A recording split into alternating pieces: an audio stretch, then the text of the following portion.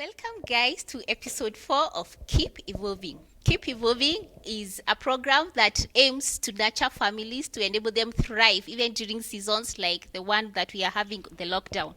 So, with me is Benjamin Gishohi and Professor David Mija. We are privileged to have Prof today, and I'll ask him to tell us a little bit more about himself before we dive into the questions we have for him for today. Thank you. I'm David Minja. I'm a trainer and a lecturer at Kenyatta University, where I also head the Department of Public Policy. I consult for governments and businesses in areas of strategy, change, public policy, governance, and other related areas. I'm an author of several books together with my colleague and many tens of articles that you can access and published in journals. So if you just Google my name, Google Scholar will lead you to where I am in the website or in those places that have published. The books are also available at the Amazon. So if you go to Amazon and just click, for example, Leading Change, you'll find it there, or Transformational Corporate Leadership. You'll find the book there. This coming fall, we are also going to release a book on effective corporate governance. The publishers have assured us that it's going to be out by this fall. So welcome. Today's episode, we will be discussing and having a table conversation about leadership. So as we start, now we know that you are an author of several books regarding leadership. Perhaps you could start by telling us a little bit more about what's your general view regarding leadership. Thank you. I'll start with the basic, or what I would call the basics of leadership. Leadership is just influence, the ability to influence people to achieve a common goal or influence someone to do what you want done. But I'll stretch that further and say leadership is not just about being an influential person, but leadership is a collaborative endeavor. Leadership is about working with people, influencing people. Actually, true leadership is not about what you do to people. It's about what you do with people. Once you get to that level where you do things with people, you're not just the leader, but you also have leaders, other leaders working with you. In actual fact, true leadership is manifested where leaders lead other leaders, because we are leaders at different levels. I come from the school of thought that says that everyone is a leader. All of us were born leaders. It's only that some have not yet provoked that gift in them.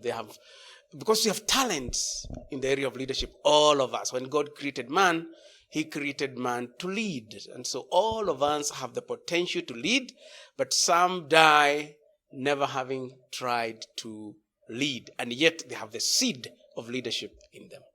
That's my view about leadership. Okay. And now that this table conversation is really about families, because we want to continue engaging families and seeing how families can continue to thrive even in the midst of this season. Maybe you can tell us a little bit more about what family now leadership would look like in your view. Thank you. I see family leadership patterned after the family of God.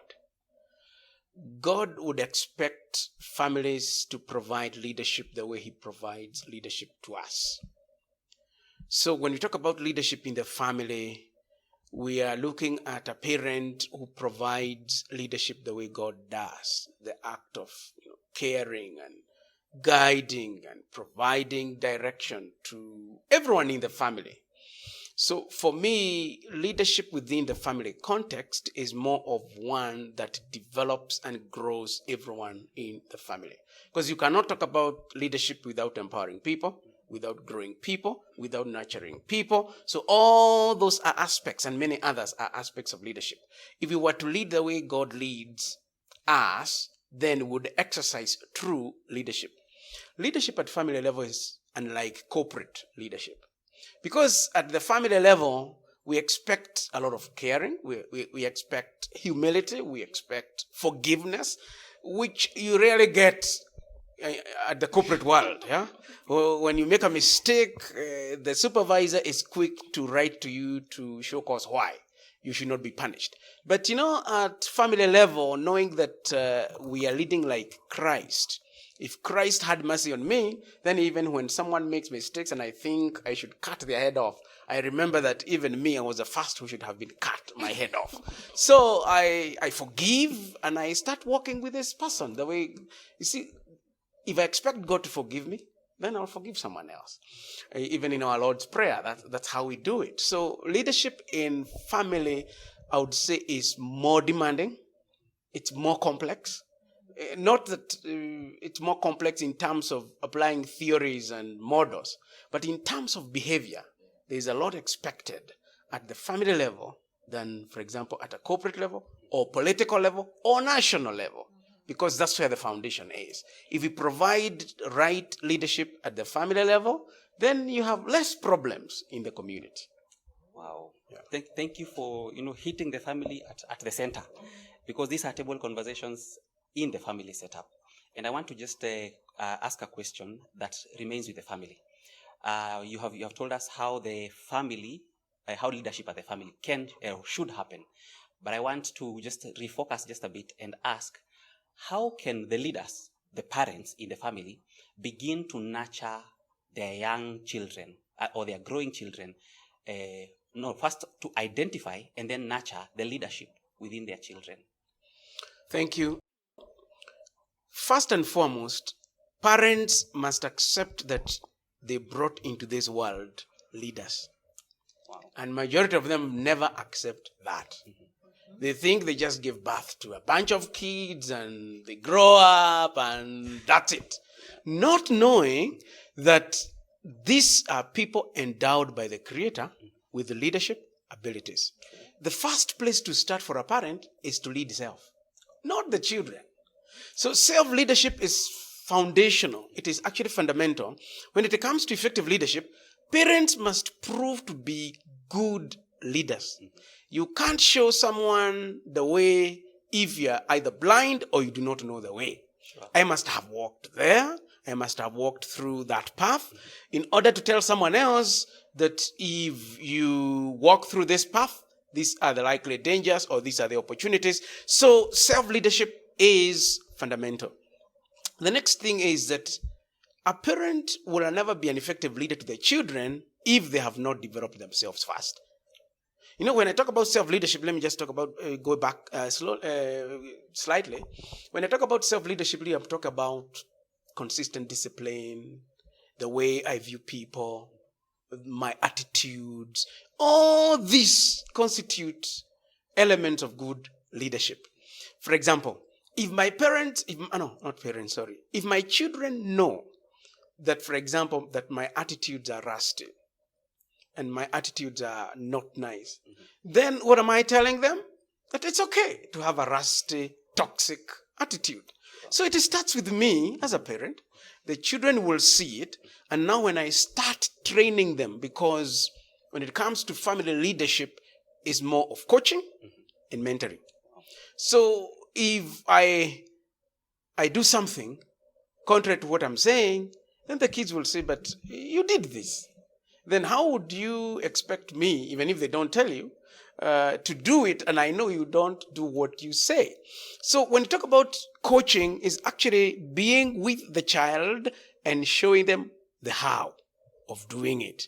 When it comes to mentoring, it's daily. As we talk, as we work together, and my behavior and all these things coming together, they actually contribute to developing the children as leaders. But always, let me go back, come from the premise that these children are emerging leaders. Wow. Wow. Lovely. And so, looking at what you have brought out about that leader and recognizing the emerging leader, what would you say then would be the challenges of the leaders in the home? And possibly you could give us some of the tips on how they can cope with some of these challenges, because I believe it's a desire of parents who are the leaders to be great leaders, yes, even in the home or even out of the home. The challenges are many. And like I said earlier, the fundamental, most important challenge is the one that starts with me. And I'll repeat that word, attitude. Attitude takes you to places. So if you work on yourself diligently and be a person of positive attitude, then you grow to become an influencer naturally. You see, a good leader never tells people, come, I lead you. You even lead without knowing. For sure. So even for your children, you'll either lead them, even perhaps without knowing because of the way you conduct yourself, or you'll actually make them be turned off from your leadership just because of the way you are. So attitude is key, and then knowledge. If as a parent you do not endeavor to develop yourself, so that when you develop yourself and you grow, you also have what it takes, because you cannot give what you don't have. So as a leader, I come from this premise. Leaders are readers. If you cannot read, if you cannot be under the mentorship of a senior person who has accomplished something and who has learned many things, then even as a parent, I cannot effectively lead my children. And let me say this, it's not just about leading our children. I would also want to go to the next level as a parent.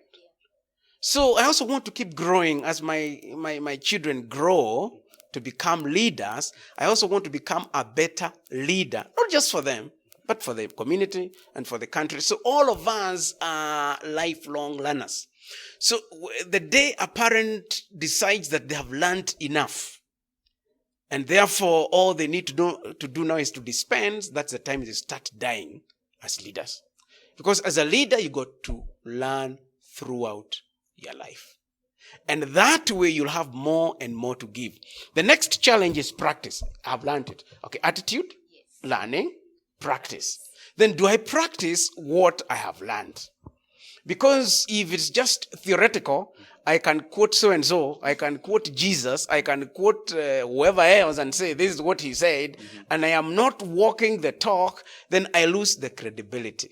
So that becomes a challenge that is tied to practice. Issues of credibility, issues of integrity, issues of walking the talk, all those are tied together. It's a package.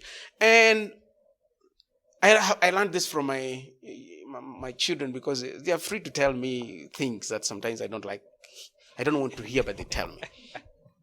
That if I said something and then I do something on the contrary, they say, you remember? You remember? And you see, for me, they don't know that they are helping me to be more vigilant. So the challenge now comes as a parent. Are you humble enough? Not many parents are willing to be humble. Why? Because there's this big thing in us called the ego. If you cannot put your ego at bay, I'll always be saying, remember, I'm your dad. Yes, but you're messy.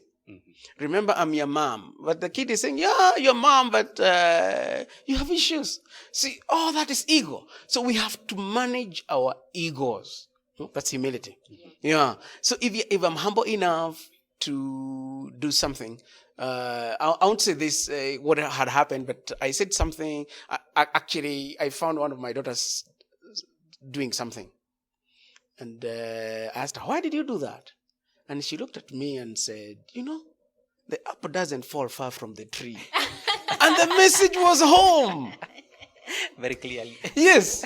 And the message, of course, it wasn't that bad, thing, but it is something I would have expected to be done differently. I don't know how many dads would be told that and keep it. Perhaps that is the day that child would know I actually gave birth to you. But for me, it was like, yeah, that's me. So for me, even when, if I say, you have exercised pride. I think it was something to do with pride. You have exercised pride the way you have talked. And do you know where I learned it from? So I keep quiet. Yeah. So I know this person is also helping me. Now, for me, this person has also learned. He's becoming a leader. That pride is a no-no if you want to be a great leader. Humility is the key to great leadership. And let me say this, once you create that atmosphere, which is not in many families, that's the beginning of developing good leaders, even with the children. Especially at teen, they'll tell you anything. And the best time to know yourself is with teenagers, because a teenager, they don't have breaks in their mouth. So they'll say anything. And if they tell you something, they have observed it. When they hit their 20s and they are maturing now, they are careful even how they talk to you. Even when you make a mistake, they may not really tell you, but they have seen, there's a problem. So you can start shaping up. As you grow these teens, you're also growing as a leader, as a parent. You're also growing because they easily express themselves. They'll tell you, they'll speak their minds. And that's a great opportunity for even a parent to grow. So in other words, in leadership in the family, all of us grow together.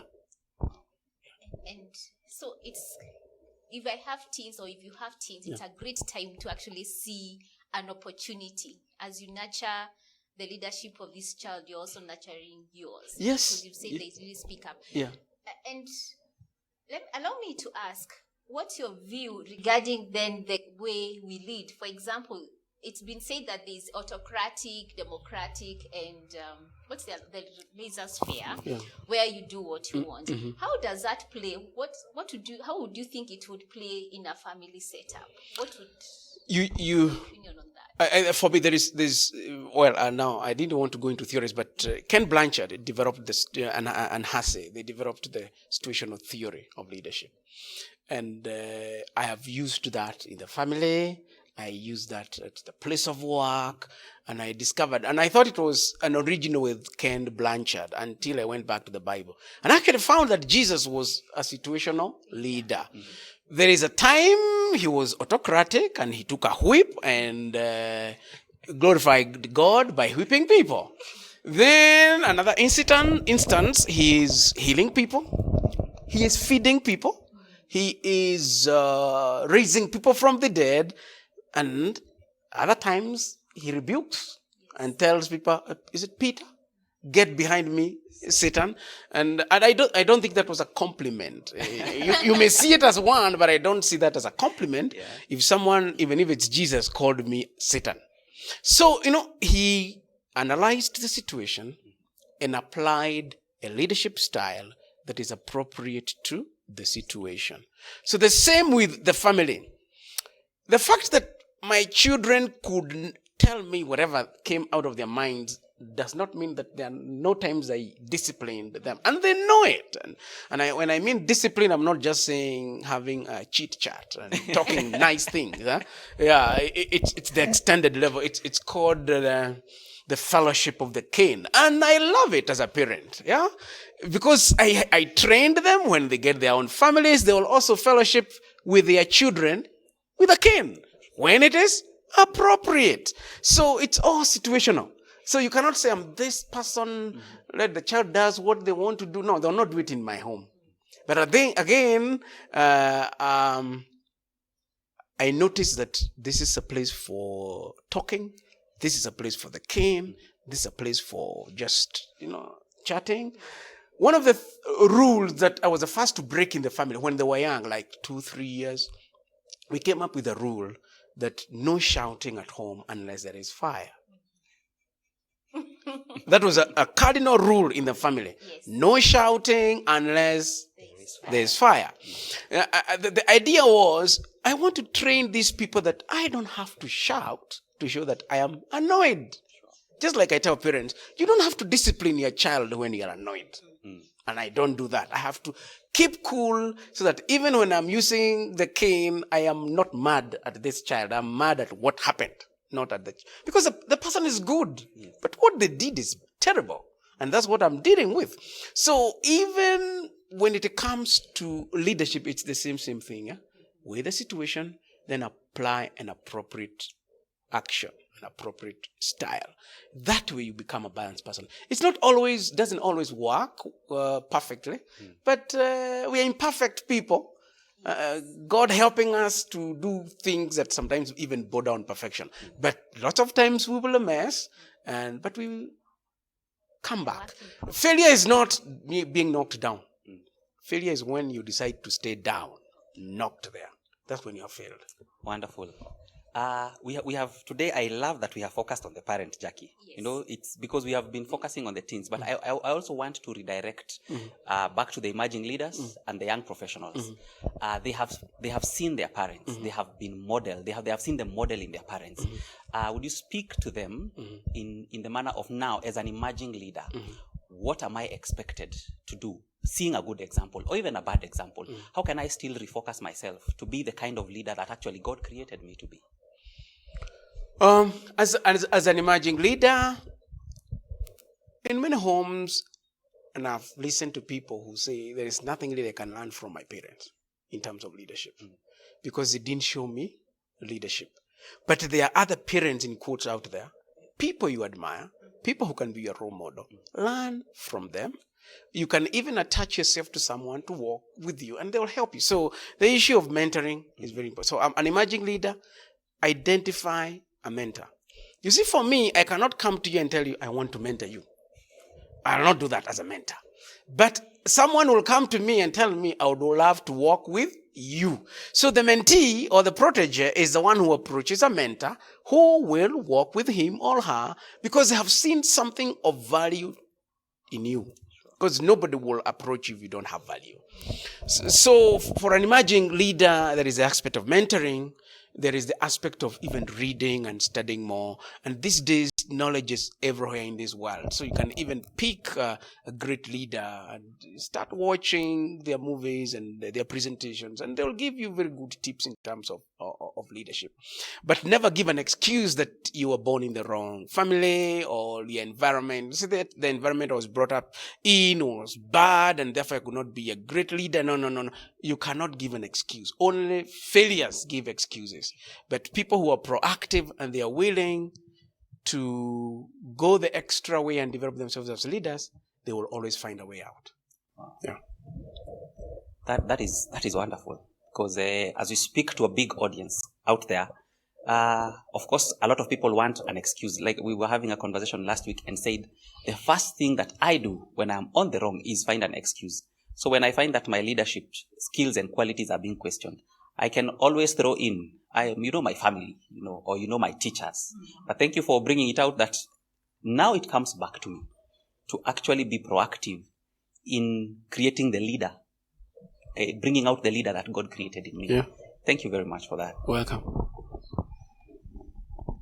I wonder whether there is anything before, as we are coming to a close, Prof, that is there anything that you'd say if I'm aspiring to be a great leader? Perhaps this is some of the things that we miss as great leaders, that we never maybe think about that. Yes, I want to be a great leader, but this is something that may even be a hindrance to my being a leader. Yeah, the foundation one is the skill of leadership. If you want to become great in terms of leadership, develop the right skills. You could either study or associate with people. The other one is leave the crowd. I'm not saying you hate people, but don't stop thinking like the crowd. Pursue a spirit of excellence. Ecclesiastes 10:10. If an axe is not sharpened, you'll use a lot of strength. So you need a lot of sharpening as a leader. And this sharpening comes from various sources. So that's the next thing that perhaps you need to do. And the other one perhaps is your focus. Where are your eyes focused on? Like now, people are only talk about corona, and how bad things are. And they are not asking themselves, what am I doing to change myself? Yeah. So personal development is key. Change is key. And this change now is not out there. It's in. They say that even the smallest boat in a stormy sea will never sink until some water enters into that boat. If you don't allow water from the stormy sea to enter into a small boat, you will survive and you'll go places. But if you allow the external things to influence your thinking, your attitudes, and everything else, then you cannot go far. That's how I look at it. Right. Great. I think it's a good time to take a short break. Then we come back.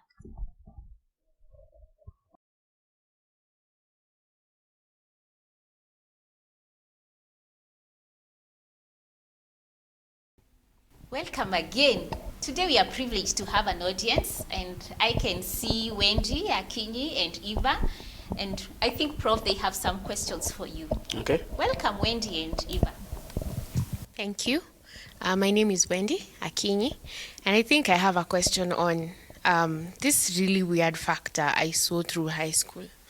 Sometimes somebody is a great leader, like perfect, but whenever they're in another environment where the constant factors don't change, they start to behave differently. So for instance, we'd have really, really good leaders in school, like people who do amazing things and lead us into doing good things in school. But when we'd visit them at home, their parents would always be complaining, so-and-so is so unproductive, they're so lazy. So what do you think happens? It's not that their parents have enclosed them in a bad cocoon and school opens that up for them. But whenever they're in school, they're this kind of person. Whenever they're back at home, they're this other kind of person. Or whenever they're in a different place, they're not the same person. So what happens that this double personality happens? The person you know from this place is not the same person you know from this place. Thank you. That's a good question. When you were talking, I started to think about a concept in leadership called authentic leadership. Many leaders are not authentic. They have, like I've said, double personalities. I may perhaps want to say that maybe it's not really a problem in them because they have not known that it's a problem. What happens to such people is that they have the gift or the talent to influence, but that does not mean you are a great leader, because we said all of us have abilities to influence, but at varying degrees. So what this person needs is now to be mentored, to be coached, to be taught under a person who is perhaps exhibiting consistency in leadership and effective leadership at all times, so that this person knows that leadership is not seasonal, or effective leadership is not seasonal, but it's about us. Because true leadership is not the job you do, it's who you are. And maybe they don't know. So let's not start by blaming them that perhaps these people have double personalities and all that. Maybe they don't even know that leadership is not what they do. Majority of our leaders, even political leaders and corporate leaders, if you ask them to define themselves, they will actually tell you what they do. So they are still like this high school kid in terms of leadership, because they say, I am CEO, I am engineer, I am this is what I do, what they do. But the question is, who are you? Even Jesus asked that question to his followers. Who do people say I am? Not what I do. Everybody saw what he was doing, but he needed to know what people are saying about who he was. So the same case with such a leader, not just the teen you're talking about, but even mature people, adults. Even adults live double personalities. In the office, they portray perfection.